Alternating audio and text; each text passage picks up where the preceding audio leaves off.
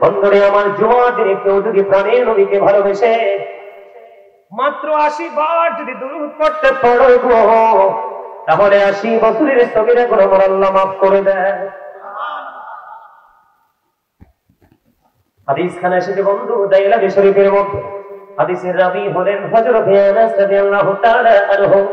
আপনার আমার প্রাণের নবী দু জাহানের বাদশা নবী সরকারি মদিনা তিনি জানিয়ে দিয়েছেন, কেউ যদি প্রাণের নবীকে ভালোবেসে প্রতিদিন মাত্র 1000 বার যদি দরুদ পড়তে পারো, তাহলে জান্নাত না দেখা পর্যন্ত মরণ হবে না। আজকে সে দূরত্ব নাই, কারণ কিছু প্রকৃত কিছু মৌলবী আছে না, নবী বিদ্বেষী কথা কয় না। আল্লাহ রাসূল একদম সরাসরি আলী রাদিয়াল্লাহু তাআলা থেকে হাদিস বর্ণিত, নবী বলেছেন ঈমানদাররা আমি নবীকে ভালোবাসবে, মুনাফিকরা নবীকে ভালো। আরে ভাই, গাজীপুর কোথায়? ঢাকা গাজীপুর। রাসূলের প্রিয় খাবার খেজুর। আপনারা অনলাইনে দেখছেন কিনা জানি না, এক লোক ভাত খায় না, শুধু খেজুর খেয়ে তার জীবন চালাচ্ছে, দীর্ঘদিন পার করে দিচ্ছে। আপনি কি তার খেজুর খাওয়াকে বেদাত বলবেন না নবীর প্রেম বলবেন? এটি হলো বিবেকবান মানুষের কথা। সে তার রাসূলকে কেমন ভাবে ভালোবাসবে, সে তার নবীর সাথে কিভাবে প্রেমের ডুলি লাগাবে, এটা তার পার্সোনাল চাই না। আপনি যখন বেদাত বলবেন, আমি আপনাকে প্রশ্ন করব, কোথায় লেখা আছে বেদাত? সম্মানিত উপস্থিতি, আমাদের অবস্থা মোটেও ভালো নয়। তার কারণ হলো ইসলাম আল্লাহর মনোনীত ধর্ম, কিন্তু সেই ইসলামের নির্যান স্বরূপ আপনার আমার প্রাণে কে? নবীর সাথে যারা সিরিয়াসলি প্রেম করতে পেরেছে, তারা মৃত্যুবরণ করার আগে আল্লাহর ওলি হয়ে কবরে গেছে। আর আল্লাহর ওলি যারা হয়, তারা কি আপনার আমার মতো সাধারণ মানুষ? আল্লাহ হাদিস শরীফের মধ্যে এসে তাদের চোখ হয়ে যায় আল্লাহর কুদরতি চোখ, তাদের হাত হয়ে যায় আল্লাহর কুদরতি হাত, তাদের পা হয়ে যায় আল্লাহর কুদরতি পা। তারা যখন কবরে যায়, তাদের জন্য আল্লাহ জান্নাতি খাবার বরাদ্দ করে দেয়।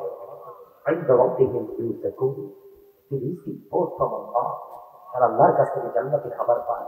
পৃথিবীতে আপনি যত বেশি পানি খাইবেন তত প্রস্রাবে বেগ হবে, যত বেশি খাবার খাইবেন তত আপনাকে টয়লেটে যেতে হবে, ঠিক কিনা বলেন? আর আল্লাহর ওলি হয়ে কবরে যান, জান্নাতি আপনার জন্য নিয়ামত বরাদ্দ, খাইবেন আর খাইবেন ভেকুরের সাথে। সুবহানাল্লাহ কোন দেখেন? আরে আরে জোরে। আল্লাহর প্রতি শহীদ যারা, উচ্চ তাদের শান, মহান খোদা করেন তাদের এমন জীবন দান। রুহু তাদের বানাইয়া সবুজ বরণ পাখি, জান্নাতুল ফিরদাউস বিছে দেন যতনে রাখি। সেটাই থাকি খাই তাহারা জান্নাতি ফলমূল, উড়ে বেড়াই রয় হামেশা খুশিতে মশগুল। যখন তোমার কেউ ছিল না, তখন ছিলাম আমি, এখন তোমার সব হয়েছে, পর হয়েছে আমি। যখন তোমার কেউ রবে না, রব শুধু আমি। আমার কাছে আসতে হবে, মনে রেখো তুমি। তোরা চাষতে কিছু, তোরা চাষতে কিছু, কারো কাছে খোদার মদত ছাড়া, অন্যের উপর ভরসা ছেড়ে নিজের পায়ে দাঁড়া। আপনি চলে যাওয়ার পর আপনার জন্য কেউ হাদিয়া পাঠাবে, টেনশন করবেন না। আপনি নিজের বাজারটা নিজে করে যান। পৃথিবীর বাজারে ঘুরলে দেহের খাবার মিলে, আর এই ধরনের বাজারে ঘুরলে রুহের খাবার মিলে। আজকের এই জান্নাতের বাগান হলো আপনার পরকালের বাজার করার বাগান। যেরকম না সুবহানাল্লাহ, আরে আরো জোরে বলেন সুবহানাল্লাহ। দেখেন সিস্টেমটা কেমন করে এসেছে, একেবারে ভেরি সিম্পল। বুঝতে পারলে ইহুদি খ্রিস্টানের ধর্মগ্রন্থ দ্বারা তারা প্রমাণ করতে চেয়েছে, হি দ্যাট লাভeth not knoweth not but for God is love। এরা বলতে চেয়েছে, যেজন প্রেম করে না সেজন আল্লাহকে জানে না, for God is love, আল্লাহই প্রেম। আল্লাহ রাব্বুল আলামিন বলতেছেন, নো সে বলুন, if you do love Allah, যদি তোমরা আল্লাহকে ভালোবেসে থাকো, follow me মুহাম্মদ সাল্লাল্লাহু আলাইহি ওয়াসাল্লাম। জোরে জোরে বলেন না সুবহানাল্লাহ। আল্লাহ কারে দেখাইছে? মদিনাওয়ালারে। কারে? আরে জোরে বলেন কারে? মদিনাওয়ালারে। আল্লাহর কাছে, আল্লাহ পর্যন্ত পৌঁছানোর টিকিট দেখে মদিনাওয়ালা। সুবহানাল্লাহ বলেন না। ফলো মি মুহাম্মদ সাল্লাল্লাহু আলাইহি ওয়াসাল্লাম। মুহাম্মদ সাল্লাল্লাহু আলাইহি ওয়াসাল্লামকে ফলো করলে লাভ হবে কি? আল্লাহ তাই আল্লাহ উইল লাভ ইউ, আল্লাহ তোমাদেরকে ভালোবাসবে। তারপরে এন্ড ফরগিভ ইউ সিনস, আল্লাহ তোমাদের জীবনের গুনাহ ক্ষমা করবে। বলে হুজুর আল্লাহকে ইংলিশে কইছে না, আল্লাহ বলছে কুল ইন কুনতুম তুহিব্বুনাল্লাহ ফাত্তাবিউনি ইউহিব্বুকুমুল্লাহু ওয়া ইয়াগফিরু লাকুম যুনুবাকুম আল্লাহু গফুরুর রহিম। অস্বীকার করার কোনো সুযোগ আছে নি? বলছেন আলাদা বলেন না। আল্লাহ কয় মাইয়ুতির রাসূলা ফাকাদ আতা আল্লাহ। আল্লাহ কয় হি হা অবিশ্বাসী অবিশ্বাস। যেরকম না সুবহানাল্লাহ। রাসূলকে মানলে আল্লাহ মানা হয়ে যায়, ঠিক কিনা? রাসূলকে রাজি করলে আল্লাহ অত রাজি হয়ে যায়।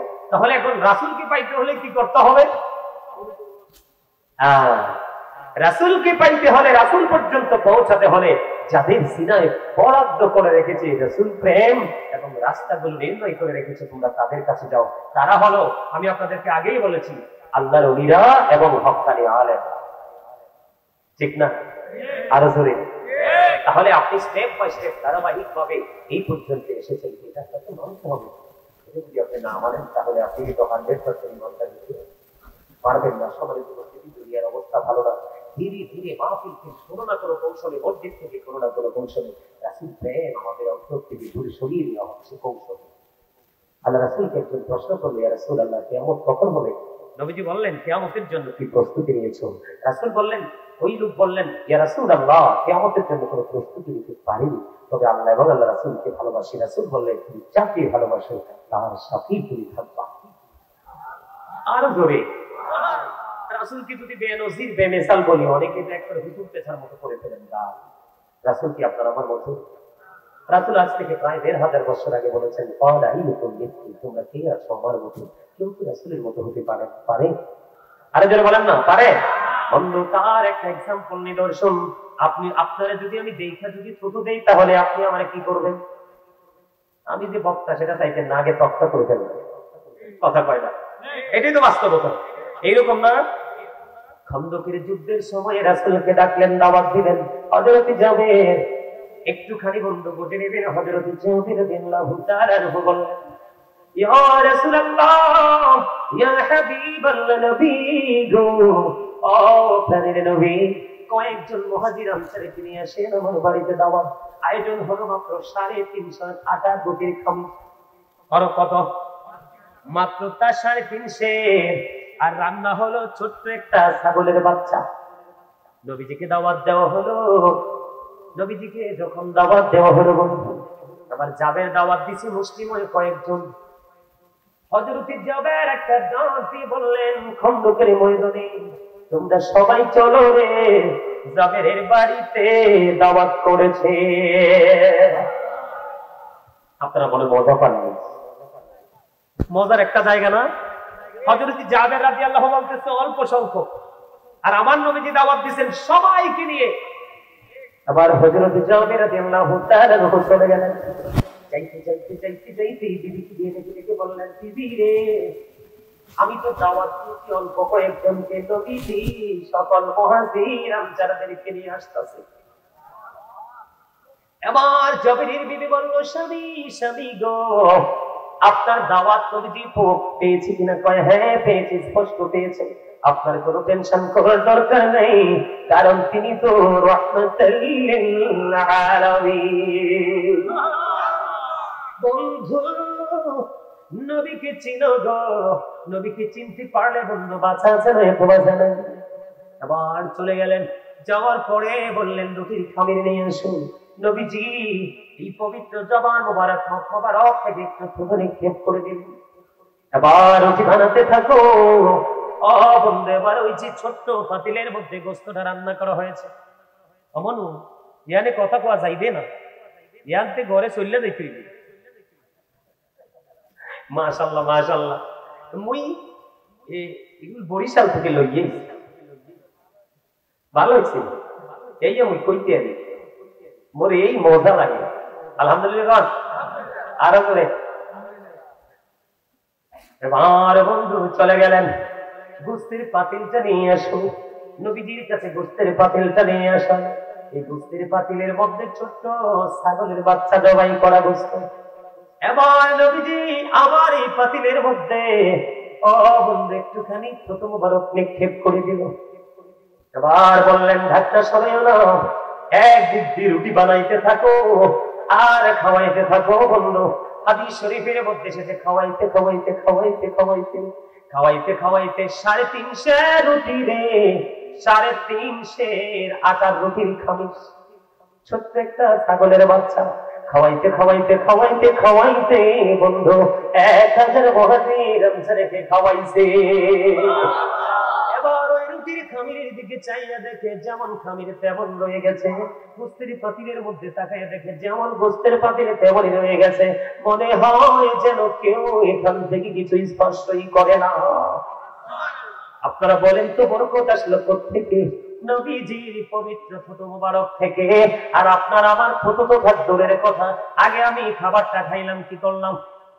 খাবার খাইলাম, ধরেন প্লেট, হাতটা ধুইলাম, এটা ধরেন আর একটা প্লেট আমার ভাইয়ের, আমরা দুজন তো ভাই, জন্য এক্সাম্পল দিচ্ছি, সারা দিলাম জোরে।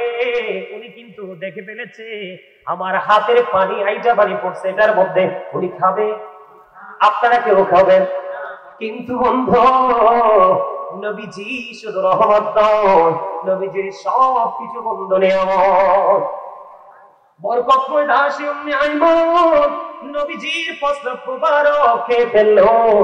নবীজি তাকে দুনিয়ায় জান্নাতি বলে ঘোষণা দিল। আর জোরে বলেন না সুবহানাল্লাহ, আর একটু মহব্বতে বলুন না সুবহানাল্লাহ। উহুদের ময়দানে নবীজির দান্দান মুবারক শহীদ হয়ে গেল। কি হয়ে গেল? আসেন এদিকে আসেন। দান্দান মুবারক শহীদ হয়ে গেল।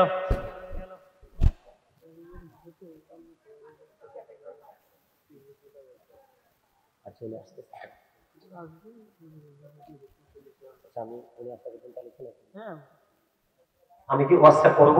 ইনশাআল্লাহ। নবীজি আপনার আমার মতো না, এই বিশ্বাসটা রাখতে পারলেই আল্লাহ কবরে যাবেন। আচ্ছা, এটা পরে কম বলে আলহামদুলিল্লাহ। কম না আরো যারা উহুদের ময়দানে নবীজির দান্দান মুবারক শহীদ হয়েছে, আপনারা সবাই জানেন না? নবীজি যে দান্দান মুবারক পড়ে গেছে সবাই তো জানেন। আপনার আমার দাঁত পড়লে রক্ত পায় কিনা? নবীজির লৌহ মুবারক বের হতে লাগলো বন্ধু। নবীজি যখন লৌহ মুবারক বের হতে দেখলেন, এবার মালিক বিন সিনান দেখি বন্ধু সহ্য করতে পারলো না, দৌড়ে চলে গেল। প্রাণের নবীজি রক্ত মুবারক বক্ষণ করতে শুরু করলো। রক্ত মুবারক বক্ষণ করতে করতে করতে করতে বন্ধু এক পর্যায়ে নবীজি বললেন, রক্ত বক্ষণ করো না, জমিনে ফেলে দাও। কিন্তু হুজুরতে মালিক বিন সিনান দেখে দেখে বললেন, আল্লাহ ইয়া রাসূলুল্লাহ, আল্লাহর ইজ্জতের কসম করে বলছি গো, আপনার একটা ফোঁটা রক্ত উহুদের ময়দানে আমি পড়তে দিব না। এই কথা বলে বলে বন্ধু রক্ত মুবারক চুষতে ফেলল। চুষা যখন শেষ হয়ে গেল, আমার নবী গোটা পৃথিবীকে জানিয়ে দিল, তোমরা দুনিয়ায় যদি কোনো জান্নাতি মানুষ দেখতে চাও তাহলে মালিক বিন সিনানকে দেখে না। আর আপনার আমার রক্ত খাওয়া হারাম। আপনার আমার রক্ত খাওয়া কি নবী আপনার আমার মতো? মুসা নবী মেরাজে যাওয়ার সময় আল্লাহ রাসূলের দেখা করলেন ষষ্ঠ আসমানে। কোন আসমানে? মুসা নবীর নাম আছে না নাই? মুসা কয় রব্বি আরনি, আল্লাহ কয় না। মুসা নবী আল্লাহরে দেখতে চায়, আল্লাহ না করে দিলেন। আর আপনার আমার নবী এমন একজন নবী, কোরআন শরীফ খোলেন 15 পারা সূরা বনী ইসরাঈল, আল্লাহ রাব্বুল আলামিন নিজেই আপনার আমার রাসূলকে দাওয়াত করে দিয়েছেন। তাহলে আপনার আমার মতনই রাসূল। এই রাসূলকে চিনতে পারলেই আপনি সাকসেস হয়ে যাবেন। আর এই সাকসেস হওয়ার জন্য, রাসূলকে চেনার জন্য অবশ্যই আপনাকে হক্কানি আল্লাহর নবীদের কাছে এবং হক্কানি আলেমদের কাছে আপনাকে যেতে হবেই হবে। আর যদি বলেন যে না হুজুর আমার ফিউচার যেমনি বলতেন এমনি যাক, আমার কোনো অসুবিধা নাই, আমি আমার মতো চলবো, তাইলে সেটা আপনার ইচ্ছা। কিন্তু সত্যিকারে যদি কবর থেকে পুরো জীবনটা যদি সুখী হতে চান, সুখের করতে চান, তাহলে অবশ্যই আপনাকে আমাকে কি করতে হবে? হক্কানি আলেমদের, হক্কানি আল্লাহর নবীদের শরণাপন্ন হতে হবে। কারণ এখানে আপনাকে সব ধরনের টিচিং দেওয়া হবে। কি করা হবে? সব ধরনের টিচিং দেওয়া হবে। যেমন আমি যদি হাদিস শরীফটা না জানতাম আপনাদেরকে জানাতে পারতাম, আমি যদি না বুঝতাম আপনাদেরকে বোঝাতে পারতাম। সম্মানিত উপস্থিতি, জিকির করলে লাভ, জিকির করলে লস নাই। জিকির বলতে কি সৎ কাজেরও আদেশ, অসৎ কাজেরও নিষেধ। এখন কোন দিকে যাব? রাসূলকে আমরা ভালোবাসি, রাসূলের আদর্শ আমরা ভালোবাসি না, এটা কি সুন্নিয়ত বলে? এটা কি রাসূল প্রেম বলে? আপনি দাঁড়িয়ে শুধু রাসূলকে সালাম দিবেন, এটার নাম সুন্নিয়ত নয়। রাসূলকে সারা জীবন নূর বলে বলে বলবেন, এটার নাম সুন্নিয়ত নয়। এইগুলোকে সমর্থনের পাশাপাশি রাসূল যা নিয়ে এসেছে তাকে আপনি আপনার মধ্যে আনতে হবে। কি করতে হবে? আপনার আমার মধ্যে এনে এটাকে আমি জীবনের শুরু থেকে শেষ পর্যন্ত আমি এটাকে বাস্তবায়ন করে করে যেতে হবে। যেমন কি আমি আপনাদেরকে বলি, আমরা ভালোবাসি রাসূলকে কিন্তু ফলো করি ইহুদিদেরকে। কথা বলেন না কেন? আরো জোরে বলেন না। কাকে? আপনি যে দাড়ি রাখেন, দাড়ির স্টাইলটা যে রাখলেন, আপনি কি একবার কোন ইমাম সাহেবকে জিজ্ঞাসেন যে হুজুর আমি যে স্টাইলে দাড়িটা রাখছি এটা ঠিক আছে কিনা? আপনারা তুই যে ইহুদি নাপাক যারা, যাদের সম্পর্কে আল্লাহ বলেছে ইন্নাল কাফিরিনা কানু লাকুম আদুওয়ান মুবিনা, আল্লাহ বলেছেন the heretics are the eternal enemy of the believer। ইমানদারদের প্রকাশ্য শত্রু হলো ইমান কাফিররা। আপনি তাকে ফলো করে দাড়ি কাটিং করতেছেন, আবার মাথার চুল কাটার স্টাইল দেখলে এটাকে হিন্দুর বাচ্চা না মুসলমানের বাচ্চা চিনাই যায় না। কথা বল না কেন? খারাপ লাগবে তো আপনাদের কাছে, কারণ হক কথা তো, হক কথা এমনিও কিটা, হক কথা কি? সবচেয়ে যুবক ভাইদেরকে বলছি, সবচেয়ে দুঃখজনক লজ্জাজনক বিষয় হলো আল্লাহ মানুষকে সুন্দর করে বানাইছে। কি করে বানাইছে? আল্লাহ কয় ফি আইয়ি সূরাতিন মা শাআ রাব্বুকা। আল্লাহ বলে আল্লাহ ক্রিয়েটেড দ্য মাইন্ড, আল্লাহ মন মতো করে আমাদেরকে বানাইছে। আর সুন্দর করে মানুষকে বানাইয়া আরো সুন্দর রাখার জন্য আল্লাহ আমাদেরকে পোশাক দিয়েছেন। কি দিয়েছেন? আল্লাহ কোরআনে বলেছেন লিবাসুত তাকওয়া যালিকা খায়র, আল্লাহর কাছে সবচেয়ে পছন্দের পোশাক হলো তাকওয়ার পোশাক। আমার দিকে তাকান, কত অন্যায় যে আমরা কন্টিনিউ করছি। পুরুষের পোশাক পরার ফরজ সিস্টেম হলো উপর দিয়ে থাকবে নাভি বরাবর, কি বরাবর, আর নিচের দিক দিয়ে থাকবে টাকনুর উপরে। এটা একটা পুরুষের জন্য পর্দা এবং এটা ফরজ। কি এখন আপনি যে প্যান্টটা পরলেন, আপনার প্যান্টটা উপর দিয়েও নিচে দিয়েও, তাহলে আপনি কি সুন্নিয়তের আওতায় আছেন? রাসূল প্রেমের আওতায় আছেন? আমার দিকে তাকান, আছেন? সম্মানিত উপস্থিতি, রাসূল একদিন মসজিদে অবস্থান করতেছে, হঠাৎ করে এক লোক এসে নামাজের নিয়ম বাঁধলো। নবীজি বললেন তুমি ওযু করে আসো। হাদিস শরীফের মধ্যে এসে তিনি কিন্তু কি করে ফেলেছেন?